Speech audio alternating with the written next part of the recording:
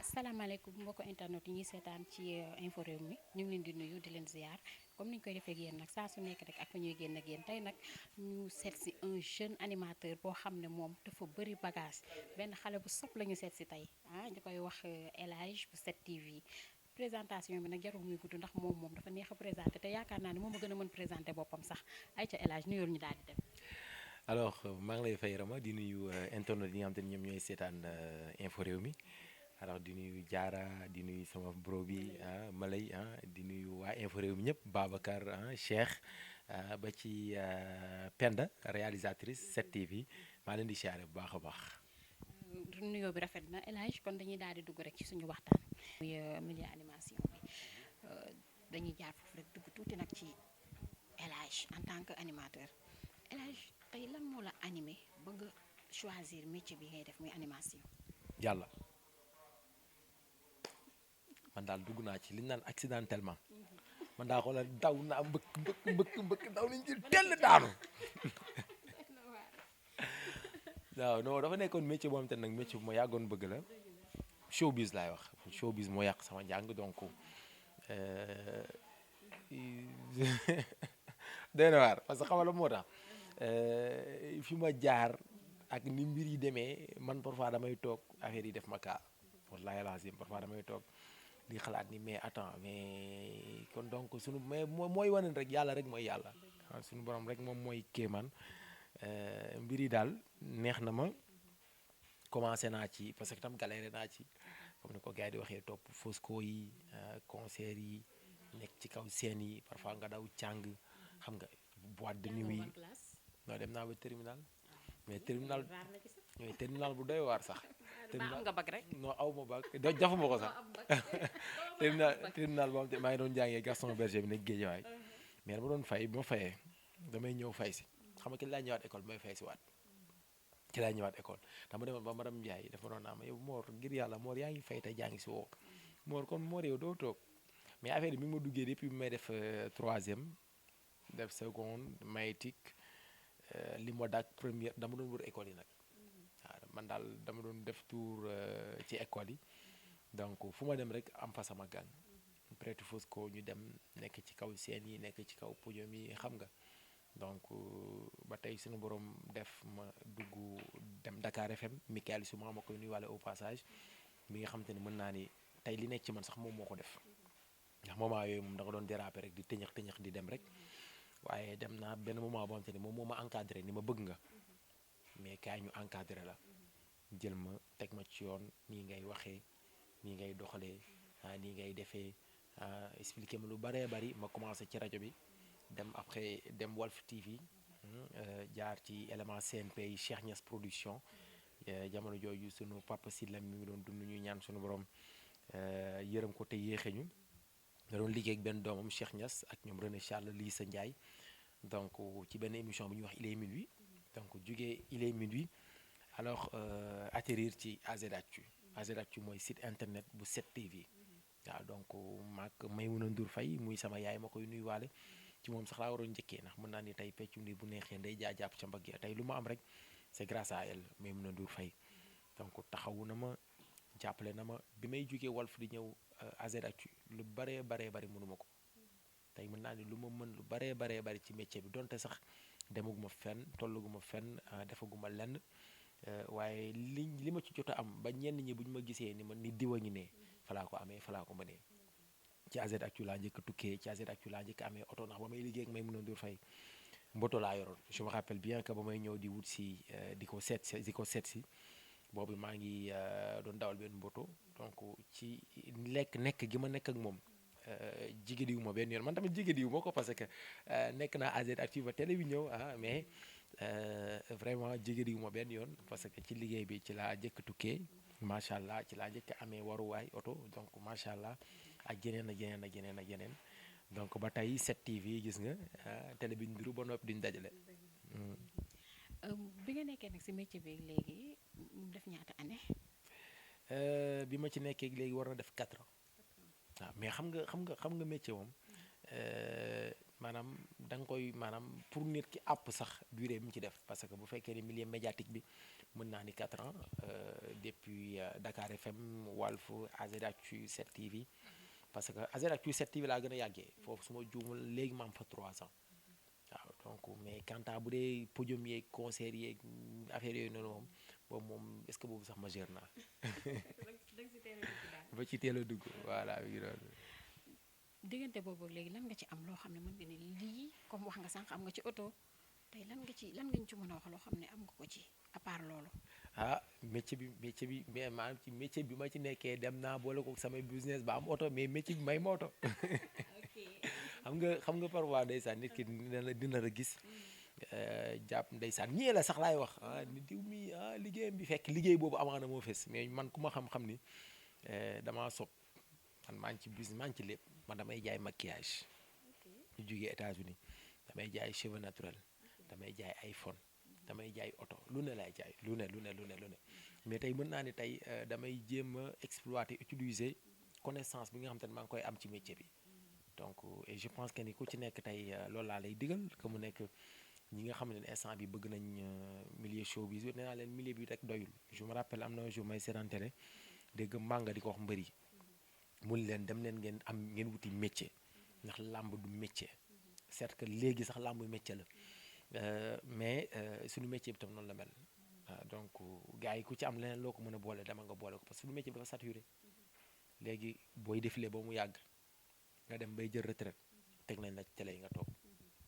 booy théâtre ba mu yàgg nga dem bay jël retraite wala nga dem ba théâtre bi doxatul teg nañ la ci télé yi woykat yaa ngi ci taasukat yaa ngi ci fecckat yaa ngi ci ñëpp a ngi ci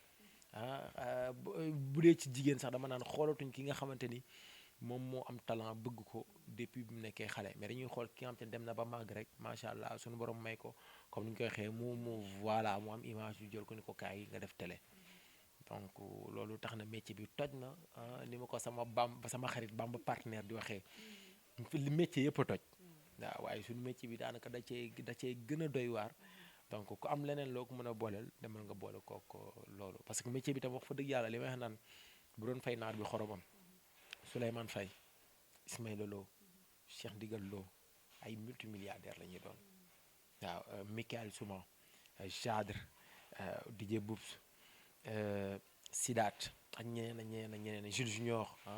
ay multimilliardaires la ñuy doon waaye nag àdduna tërë di doy waar ba léegi affaire yi buzz la El Hadj moom tey la ñëw am naa groupe WhatsApp groupe Lobos El Hadj gars yi dañ lay nekk di la buux di la ba max def ko affaire de nawetaan donc seetatuñu talent bi comme loolu nag moo xew man tamit ma wut sama mafia rek. nga daal di wut sa mafia rek daal di koy taxawal daal di ciy nekk loolu la El Hadj nag ñu gis ne nag tamit comme ni nga ko waxee milieu bi saturé na ba ku jóg rek dugg ci ku jóg dugg ci boobu ñu siy gis ay façon nit bu nekk ñu dem ba li nga xamante ne nee naa tey animation da nga ne sànq théâtre animation mën naa ne tey mook théâtre daanaka dañoo xaw a yem benn côté muy ku dem ba kale rek ne animation wala nga ne théâtre daal di ci dugg. xam ngeen nag animation maanaam ba tey maanaam théâtre bokk na ci animation. animation bokk na ci théâtre mais ba tey ñoom ñaar tamit bokkuñu parce que c'est vrai que ni mën nga ni animateur. mais normalement boo demee ba ni animateur war nga doonaale présentateur est-ce que comprendre que donc animateur mooy ki am te ne day toog di animer te dafa am loo xam te ne tam dafa maa metti lool muy ñàkkal fayda gi ñuy ñàkkal fayda waaw suñu mbokk journalistes yi ngeen baal ma parce que man su may def émission sax parfois journalistes yi ñoo may jàppale loolu moom laay wax ci yenn yu baree bari mais animateurs yi maanaam tamit ñenn ñi seen yenn jëf yi nga xamante ni mooy jëf yu doyadi yi ñuy def tamit parfois da koy indi bëgguma tudd tur bëgguma woon cité mais dafa yàgg loo xam te lu ma yàgg a metti la lu may gis ci rajo yi ak ci télé yi mooy parfois yenn animateurs yi nga xamante ni dañuy dem ba dañuy bàyyi wala dañuy fàttali leen tax a toog ci rajo bi dañ ciy nekk di sàmmee mbayaan te suñu métier bi je pense que ni comme ni ko gars yi di waxee naan amaana boo dul ñaan doo ci tekki man gëwuma lool boo gëmee sa bopp gëm sa talent rek ñaq du réer coono boroomam mais da ngay gis ku toog ci rajo bi man déglu naa un jour bëgguma woon tudd tur nag parce que metti na ma bu doon sama sogo du ma ko waxee fii damay jàkkaarloog moom wax ko yoruma numéro am nag waaw su ma ko bëggoon am numéro am nag peut-être mën naa ko am mais dama ko maanaam taluma ko woon muy Saliou Khoulé dafa am un jour may déglu rajo ma taal sama oto rama rajo déglu ko un jour mu ni de sama boobu jour boobu téléphone moo réer xaw ma dañu ko sàcc mu toog ci rajo bi di ñaan téléphone maanaam lu tolloog 2 heures de temps mu toog di ñaan téléphone morceau bu mu teg ay waaye sama téléphone bi diw maa ngi la ci woo c'est vrai que ni mi ngi tooñ mi ngi animé waale mais je vois que ni côté boobu dese naa ci d'accord amaana beneen côté bi mooy ngeen baal ma nag parce que amaana parfois mën nañ ni commentaire yi ki ni mënoon naa ko woo ma wax ko ni ñu koy waxee naan milieu showbiz la donc amaana boo ko waxee mën na bañ a safe foofu donc fi nga koy waxee pour tamit mu mën ci bàyyi xel boobaa tamit di nga am tam ay témoins parce que li tax ma ciy wax mooy parce que je suis un animateur mu nekkoon keneen du ma ci wax mais comme animateur là donc am na loo xamante ni bu ñu ko tappalee ci deram rek tappal nañ ko ci sama der am na loo xamante bu ñu ma ko waxee rek wax nañ ko moom dañ naan voilà dañuy généraliser alors am benn jour boo xamante ni tam ma toog wallahi lazim ma tombé ci même chose benn ngoon dégg naan yii tey ma damaa banque ku xaw ma ku may woo may ma xaalis mais xoolal ma toogaat presque 1 heure de temps ci loolu lay nekk di ci wax bu waxee benn affaire ni waa diw de déggaguma ko c'est xam naa léegi kenn ñëw après ma ni mais attends mais rajo bi moom mais nu mu demee nii gars yi léegi dañ koy jël pour def ko benn moyen pour toog di ci ñaan xaalis wala nu mu demee nii dañuy dem ba dañuy fàtte li leen tax a toog ci rajo bi bon kantaa nag fay say nit ñu woote ñun jaar nañu rajo fay say nit ñu woote ñi la yaa fi nekk ak yaa fi mën peut-être loolu ñoom la engagé parce que boobu mën nga kii nu mu tudd mën nga xaw a ñeneen ñi fa nekk mën nañu sentir benn frustration comme kenn woo la ni la man yow yaa tax may seet man da ngay génn ci mbedd bi man ñu ni ma yow yaa tax ñuy seetaan 7TV boo jàllee dañuy zappé bu ko defee naa la yii non mais del 7TV ma yii ña fa nekk ñëpp a taxaw mais ngay toog gis kenn ku woote non yaa leen mën yaay seen baay yow yaa tax may déglu yow yaa tax nangam sàngam nga reetaan waaw man de moom nangam sàngam mbokk ma kenn xam nga il faut que gars yi di bàyyi xel loolu tey jéem a pas ñuy valoriser suñu bopp mais nañuy valoriser entreprise bi nga xam ne moom lañ nekk boole ñëpp def ni sa bopp xam nga donc booy nu mu tudd booy yëkkatil ñëpp ñi nga xam te ñoom ñoo nekk ci média bi mais pas que nga yëkkati sa bopp donc c'est important. d'accord yaakaar naa ne nag wax nga lépp li la métti si métier bi nga xamante ne moom la ñuy def waxal lépp. non mënuma ko déedéet. waxal lépp rek yow. Sénégal booy wax lépp di corona. ëpp na corona gi de fi mu toll nii moom toj na ci corona googu la ñuy ñëw nag avant ñuy dugg si actualité boobu nga xamante ne fi mu toll nii moo lëmb réew mi c'est très triste nag mais. dama lay laaj tey lan moo la gën a neex tey ci sa métier lan nga dund ci sa métier loo xamante ne tey boo ko fàttalikoo rek daal di kontaan. li ma dund ci sama métier bari na. yoo xam gën a neex am na bu la ci gën a neex. yi ma ci gën a neex bokk na ci première fois bi may tukki te ma tukki ndax métier bi certes que ay nit ñoo ci jàpp sax sama premier voyage c'était en 2016 su ma juumul. xaw ma 2016 xaw ma 2017 waaw loolu neex na ma mais am na jour boobu tam damaa kontaan ba nelaw ma muy foire 2017 damaa dox ba mu yàgg rek gis ay femmes yoo xamante ni ay sénégalaises lañ mais Canada lañ nekk ay canadiennes lañ maa ngi ci seen numéro ba léegi ñu ngi déggante kenn ki daf ma xool rek ni ma yow kii kaay rek woo sër bi ni ko yow kelage gi nii ma ni waa xam nga temps xam nga ñoom ni may wax naan ñoom ñoo ñu ëpp temps ci réseaux sociaux la ñuy nekk à tout moment may nuyuwaale au passage ñi nga xam te ñoom ñoo nekk États-Unis ñi ma nekkaloon sama mag El Hadj Ibrahima Seck xaritam yi fa nekk yëpp Souleymane Timbo ak soxnaam moom El Hadj Ibrahima soxna Mariama doom ji Saladia yaay Marie donc ñi ma fekkoon Amérique ñëpp Souleymane Timbo Bamba gars yi maa leen di siyaare bu baax a baax ñoom saa yoo tourné rek comme man avant may nekk ci télé bi ci YouTube bi laa nekkoon est-ce que xam nga ni YouTube bee ëpp doole télévision parce que télé man ba ngeen ñëw fekkoo leen ma fi mais fu ma nekk actualité li xew lépp xam naa ko parce que sama téléphone laay nekk di xool donc man sax xam naa ni man buzz gi ma amoon may mën a sama patron dama koy wax chaque jour buzz gi ma amoon ci site bi Azeri Actu amatuma ko parce que da ngay tourné léegi benn affaire gars yi dugal ko même pas 2 heures de temps gars yi reprendre ko seen téléphone di sonné gars yi di la par contre télévision bu jàllee jàll na te gars yi amatuñu temps sax toog di seetaan télévision donc mooy loolu mais femme bi wax loolu rek beneen femme ba daw El Hadj dañ taw kott ma El Hadj kott ma ni mais attends mais lii lan moo xew xoolal femme bi ma ne yow sama sœur bi dalaa bëgg ba xoolal yow rek la bëgg jour ba ma ñu bisee nelaw ma nga kontaan ba delawoo damay bañ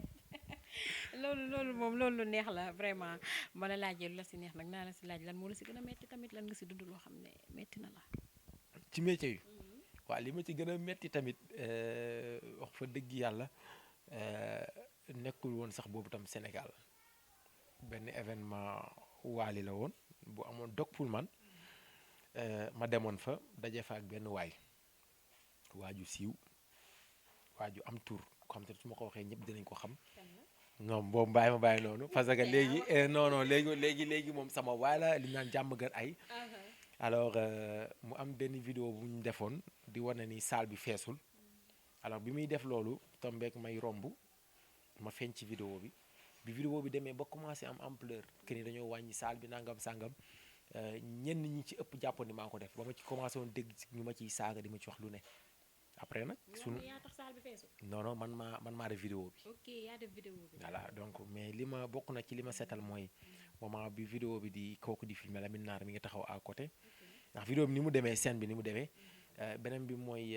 ci même instant bi affaire bi amee immédiatement site di ko reprendre yëpp dama leen envoyé message leen dindi leen sama image bi bokk ci vidéo bi beneen bi mooy daanaka demoon nañ ci sax ba commencé woon maag jaxase waa di xam nga naan man maa def affaire yi donc mais moom tam mu nekk compréhensif ma message ko woo ko vraiment mu wax ma tam wax yu rafet ni ma man xam naa ne doo def loolu donc mais sax liñ naan du dul dëgg du yàgg affaire yi metti ma trop sax daanaka mu metti ma daal metti ma ba ma def ci yoo xam ne ni sax daanaka jaru ko woon ay nit di ma woo tam di ma soulager di ma defal ni ma non yow ñun xam nañ ma leen non mais gars yi du ñu comprendre parce que ñi ngi may saaga ñi ngi may wax lu ne ci commentaire yi affaire yi noonu te fekk man diw moo def vidéo bi matul une semaine am benn site internet bu ko reprendre mais dafa bind titre comme quoi que diw mi dugal maanaam diw moo joxe vidéo bi pour ñu dugal ko maanaam titré ko je ne sais pas voilà def ci turu ki xam te ne moom moo dugal vidéo bi voilà donc affaire yi mujj feeñ waaw ma ciy sant yàlla bu baax a baax loolu nag métti na ma trop kantaa nag leneen yeneen yi xam te métti na ma je pense que ni yooyu moom mook métier bi ñoo ànd parce que métier bu nit di def rek diñ ci dund la neex comme diñ ci dund la naqari waaw fan yee passé jamono yi si ginnaaw dama doon waxtaan ak benn waay mu ni dafa dem ci sëriñ di faj lu rab bi mu demee di faj lu rab nee na sëriñ bi daal di koy ne pour ma fajal la rab bi faw nga rey nit affaire bi jaaxal ko torop ci ban monde la ñu nekk bu ñu demee ba sëriñ si di proposer nit di la proposer si sa nga ñëw di faju ñu lay proposer pour nga rey nit ndax àdduna jar na ko waaw pour man àdduna jaru ko d'abord lépp bu amee rek dañuy xool mbir bu amee dañu war a xool source bi maanaam base bi donc da ciy am solo et je vois que ni bu dee wàllu sacrifice yi kenn rafetlu ko tam du man rek mën naa ni maa gën a tuuti sax donc mais àdduna bi kenn rafetlu ko kenn nanguwul tamit sacrifice mais je pense bien que tamit nit ki bu fekkee ni dem nga ci sëriñ mu wax la pour nga def jox la tegtal mu nekk tegtal boo xam te ni dëppawul ak sa diine war nga mën a bañ beneen bi mooy parfois aussi il faut que gars yi di bàyyi xel lenn mooy ñi nga xamante ni mooy ñiy fàtt c'est vrai que mën na nekk ay sacrifice ci li gars yi wax waaye man je pense que ni nit ku conscient ànd xelam du tiim nit di ko rey waaw donc loolu tamit na ci gars yi di bàyyi xel bu baax a baax beneen bi mooy am na nit ñoo xamante ni tam seen place du kaso man je pense bien que ni am na ñoo xamante ni dañ leen war a jël yóbbu leen ci fi ñuy xoolee ñi nga xamante ni seen xel neex na wala seen xel neexul parce que am na yenn jëfin yoo xamante ni nit koo xamante ni nit ku wér daal du ko def c'est vrai que ni ñenn ñi mën na nekk ñu tàqal kook seen sago mu nekk lu leen suñu borom teg ñenn ñi mën na nekk ñu jëfandikoo leen loo xamante ne mën na indi ñu tàqal kook seen sago ñenn ñi yàllaa xam waaye lu mu ci mënti doon daal defe naa ni am na ñoo xamante ne fii ci Sénégal ñoom lañ dénk lool te ñu ngi ciy liggéey bu mucc ayib. waaw foofu la ñuy desandi rek ci li nga xamante ne mooy rey yu bari yi jamono ji comme ni ma ko waxee kenn xamul fan la mbir mi féete rey yi bari na pas plus tard que démb rek ñu ngi déggaat benn xale bu góor boo xam ne aussi dañ ko rey ci naka bu doon xeex ak ay moromam ñu jam ko biñ ko jamee bi ñu demee hôpital nee nañu hôpital ñoo deful seen liggéey normalement xale bi bu muy dellu siwaate seen kër ci la ñàkk bakkanam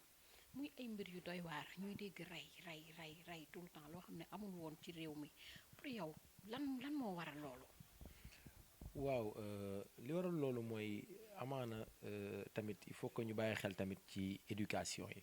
da ciy am solo parce que éducation mooy permettre nit ki bu fekkee dafa mer mu mën a contrôler wu ki ngay wax nii léegi bu fekkee noonu la demee kooku reyul daa gaañ mais gaañ bee indi rey parce que loolu ñu ci am part de responsabilité dafay bari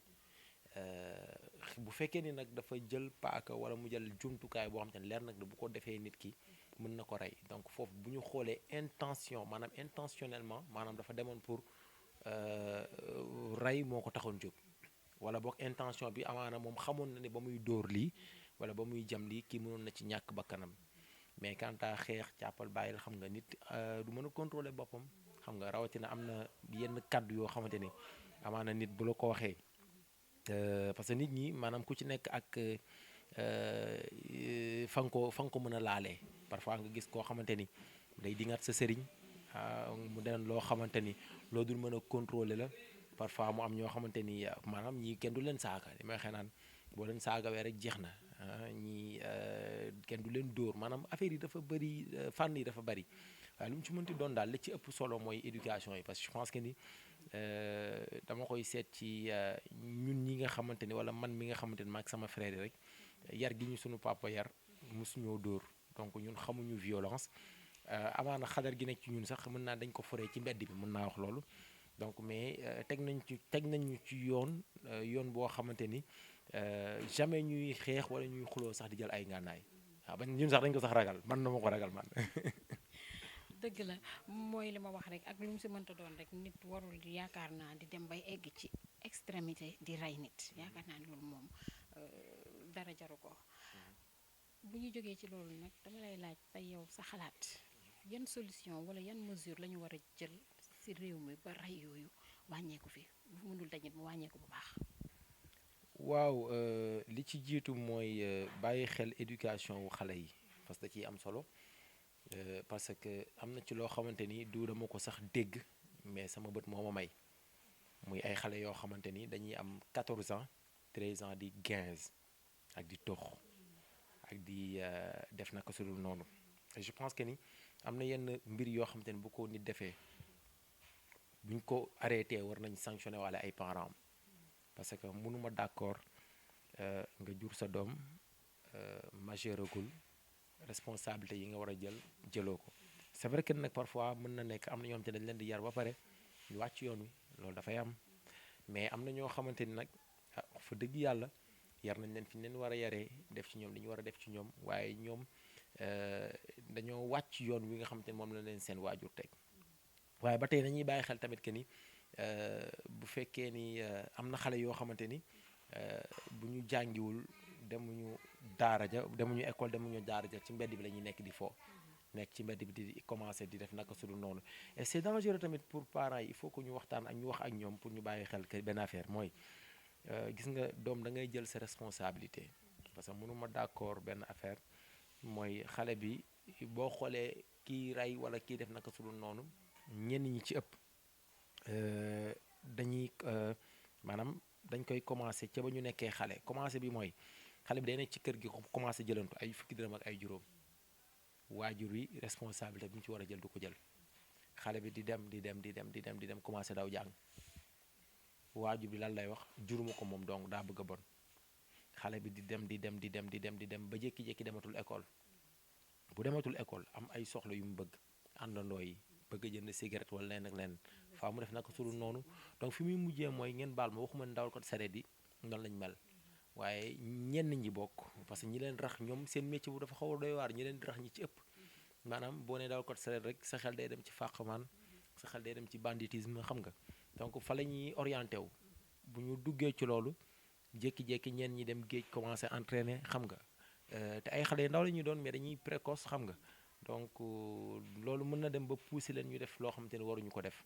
donc parents yi nañ ci bàyyi xel bu baax a baax di teg seen doom yi ci yoon bi nga xamante ni yoon bu baax la waaw. kon yow daal responsabilité bi parents yi nga ko jox. waaw mais dëgg la parents yi am nañ ci responsabilité mais aussi yaakaar naa ni tamit bu si parents yi amee responsabilité ba ñoom seen responsabilité rëcc leen ba xale bi dem ba ëppi loxo ba def li nga xamante ne waru ko def maanaam mu rey nit xam nga rey nit moom beneen affaire la tey yaakaar naa ni tey nguur gi war na mën a am fu mu ci taxawee ba nga xamante ne tey kenn bu ko defee keneen du ko sañ a def ndax sanction yi nga xamante ne dañ ko koy teg. waaw xam nga côté boobu dafa xaw a doy waar parce que bu dee ci lislaam dañ ne ku ray nañ la rey ku ray rek nañ la rey mais xam nga dafa am nit ñoo xamante ni mën ñu contrôler seen bopp mooy li may wax naan ba tey ci éducation bi foofu dafay ñëwaat parce que su ma juumul Gambie am na ci benn femme bu ñu mësoon rey boo xam ni dañ ni dafa soodi jëkkër ji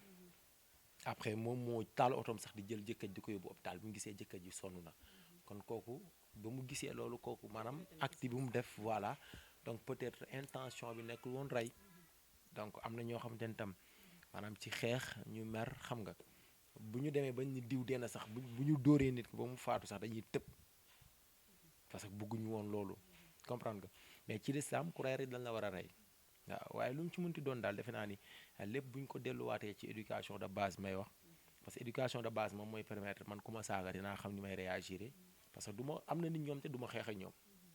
waaw am na nit ñoo xamante ni su ma la xoolee xam ni yow mii kat maag yow yamuñu maag yow bokkuñu du ma xeex ak yow déedéet waaw donc loolu la rek quant à sanction yi nag moom je pense que ni état bi am nañ ay nit ñoo xamante ni xarañ nañ lool ci wàllu woowu et j'espère bien que ni actuellement nii sax dafa nekk actualité donc ñu ngi ciy waxtaan bu baax a baax. yal na ci yàlla def jàmm ngi trouvé si ay mesures yu drastique ba nga xam ne yooyu yëpp dootu fi amati wala boog dina fi gëj bu ñu jógee foofu nag ba tey dañuy des ci actualité réew mi rek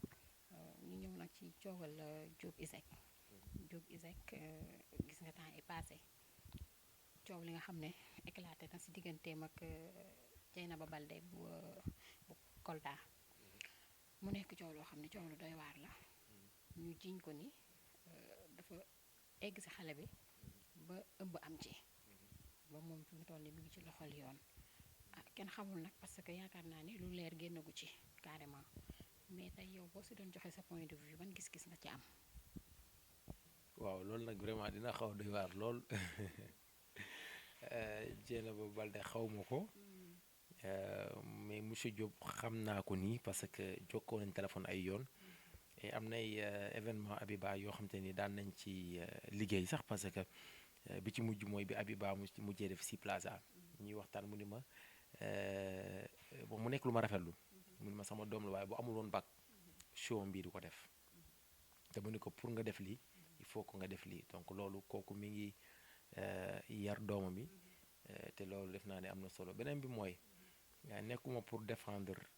képp ku def lu ñaaw def nga lu ñaaw xaw ma nag lan moo nekk ci dossier bi xaw ma lan moo ci nekk donc foofu duma ci wax waaye lenn rek laay bàyyiloo xel sénégalais yi bu fekkee ni sax def na lu ñaaw amaana liñ naan mën nga def fukki yu baax benn bu bon ñëw sëkk yooyu yëpp waaye ci sëkk da koy sëkk ci ñi nga xamante ne seen xel dafa sax mi ngi investir ci wàllub éducation nañ xool tamit dégg naa ci ay rumeur wóoruma que ni ñoo xamante ni moo leen yoreel seen dépense ñi ordonnance bi ñi ñeneen ak ñeneen ak ñeneen ak ñeneen ak ñi nekk ci école am du ñu fay mu leen di jàngal wala muy fay ñi leen di jàngal xam nga donc kooku defar na ndaw yu baree bari alors quant à nag bu fekkee ni yëf yi am na côté bu peut-être day xaw a doy waar sax mën na nekk juumte mën na nekk tayeef yàllaa xam waaye lu mu ci mënti doon daal defe naa ni yoon mi ngi ci def liggéeyam waaye bon nañuy bàyyi xel tam benn affaire dama la wax sànq lu am solo éducation. parce que ki nga xamante ne mooy Dieynaba Balde mi ngi jógee dëkk ak dëkk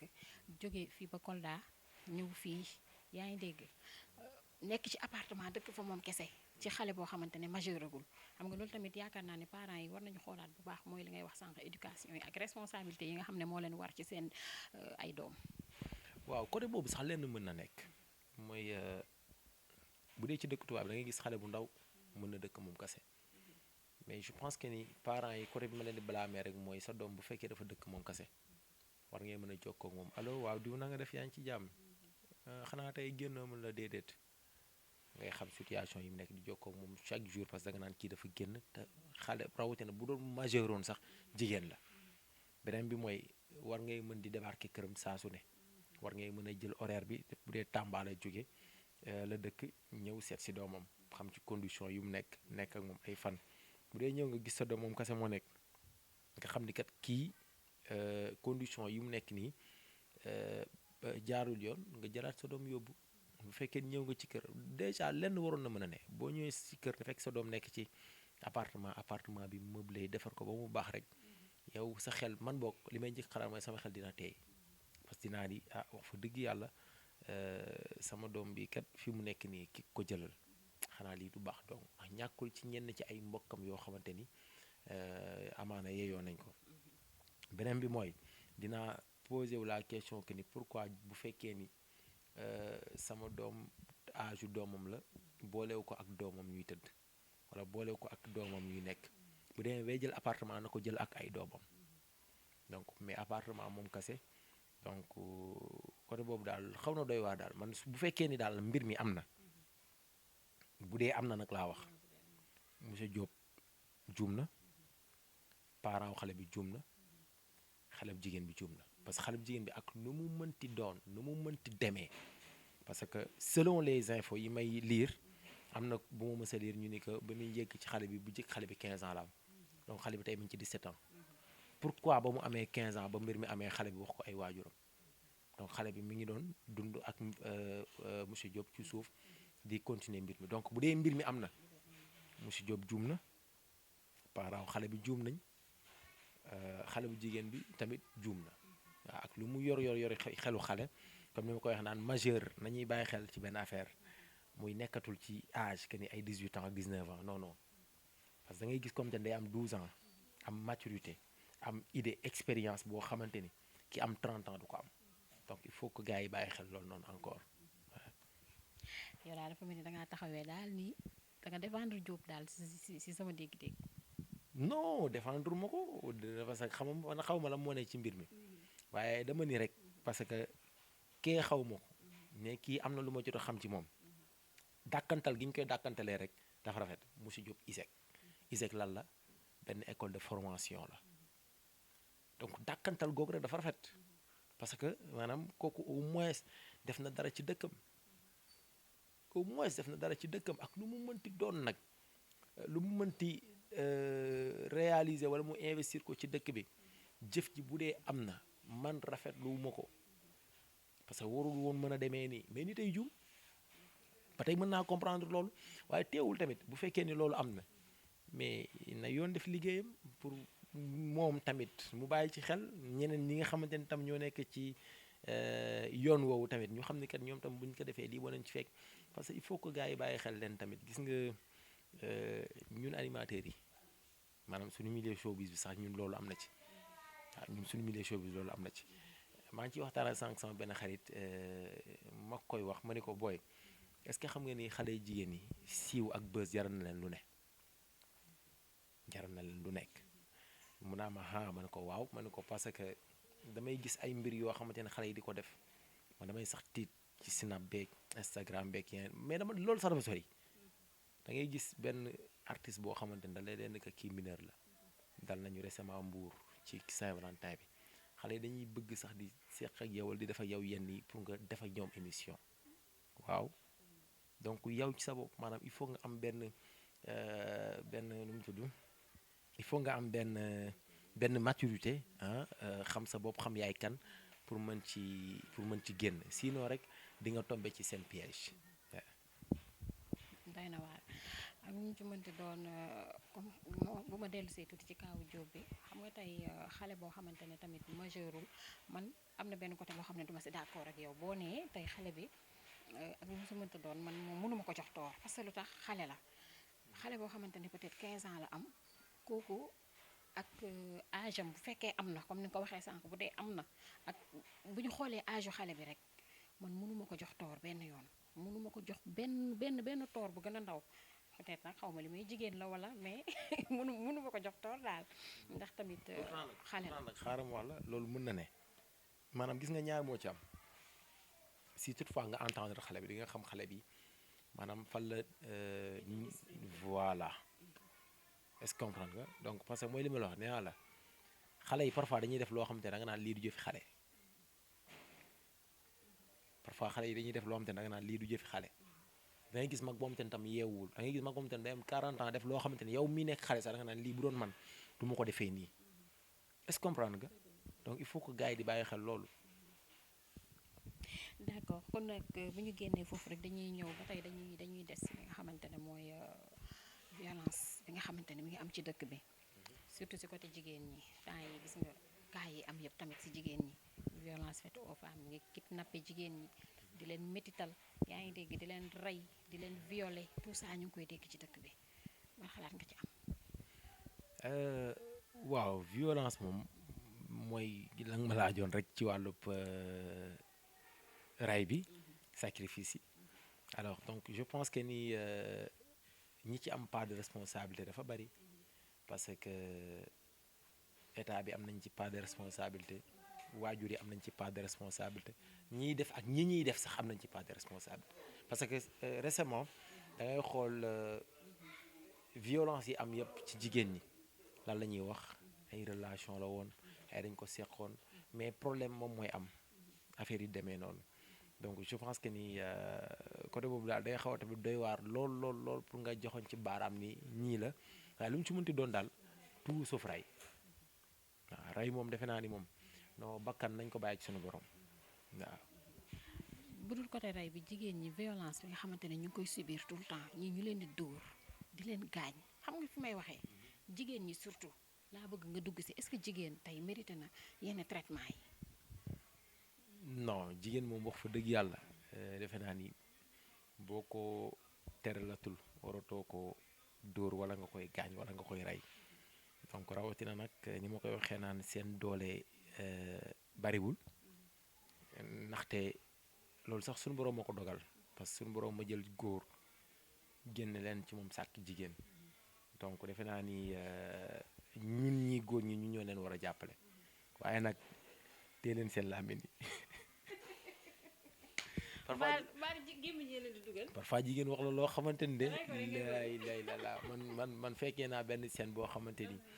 maire bi ak apprenti bi mais maire bi li mu wax apprenti da ko wax rek apprenti bi sonk mais loolu ñemewu ma cee jaar mais ñun sax dañoo taxaw circulation bi di ree dañuy des ba tey si jigéen ñi muy jigéen ñi tey ni ñuy dévaloriser seen bopp ci benn côté muy tey bës jaral la tey yenn yi si jigéen loolu tamit est-ce que jar na ko. waaw mais loolu jaru ko moom laa naan mar naan bu la taxee naan peut-être bu robinet yee nga ruus bës jaral na leen lu ne waaw bës jaral na leen lu ne déggu li ma la wax man dund naa ko du benn du ñaar du ñett waaw te suñu borom parfois dafa ma ciy nattu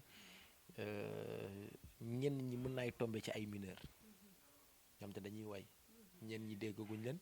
am na ci koo xamante ni tam récemment tamit su ma juumul mosoon na bokk ci seen petit gàlle xaw ma nañu ko ci mosoon sélectionné dañ lay woo wala kenn woo la mettre la en rapport ak moom alors yow da ngay maanaam ci ay waxtaan dama bëgg nga invité ma nangam sangam seeka seet man dañuy jëm ak yow foo xam te da nga naan ñii su ma deful attention rek maanaam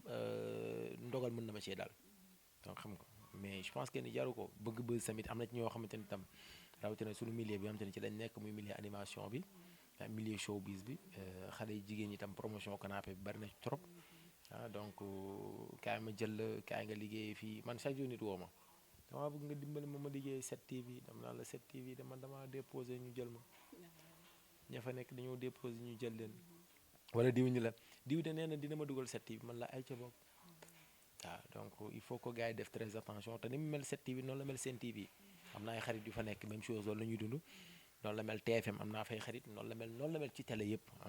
donc ci way wi tamit dangay gis comme te ni itam dañ lay gëmloo que ni dinaa la produire wala damay am label wala nangam sangam xam nga mu amaana sax mën nañ toog woo benn Papis Konaté wala woo benn Laye Diagne ngay miir ka tëbaka daanu donc fekk moom du ci dara il faut que xale yi jigéen yi ci def très attention waaw te xam ni gars yi naxaate dañoo bari lool ci dëkk bi